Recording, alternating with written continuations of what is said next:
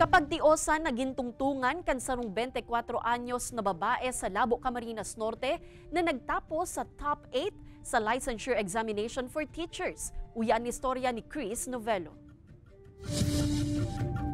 An kapagtiusan ang saro sa nagiging ulang sa pagabot kan pangaturugan kan sarong individual. Alagad sa parte kan 24 anyos na si Pamela May Salome Orolfo kan Banuan ning Labo, Camarines Norte, ang kapagtiusan ang naging tungtungan niya. Nganing mas magpursige sa pag-aadal hasa sa daipig lalooban na pagkakataon, si Pamela nagtapos sa top 8 sa licensure examination for teachers sa secondary level.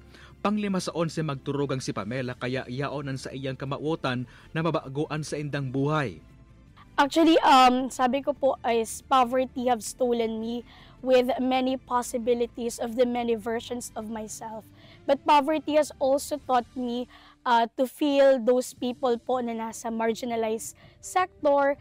Dating nakikiumasanaan sa iyang ama na si Percival na pigamit kay ini nganing mabuhayan sa iyang pamilya, asin ka nagkahelang naging tricycle driver na ini para mapaklase sinda Pamela. Kaya ang trayumpong ini ni Pamela, dako lang regalo na subuot na itinao sa inda.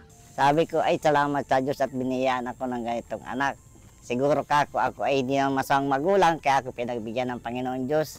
Nagkaroon ako ng anak na katulad niya. Dai manali kayan magit emosyonal kanina ni Pamela, hulit haros day subot na sayang ang sa indang sakripisyo para maabot kan sa indang aki an sa iyang pangaturugan sa buhay. Proud ako sa iyo, sobra. Basta wag mong kalilimutan, mahal na mahal ka namin. Lako, mahal na mahal kita. Sa presente, nagtutukdo sa sarong pribadong eskwelahan si Pamela asin plano kay ini magpadagos sa master's asin doctorate degree. Ini si Chris Novello, Balitang Bicolandia.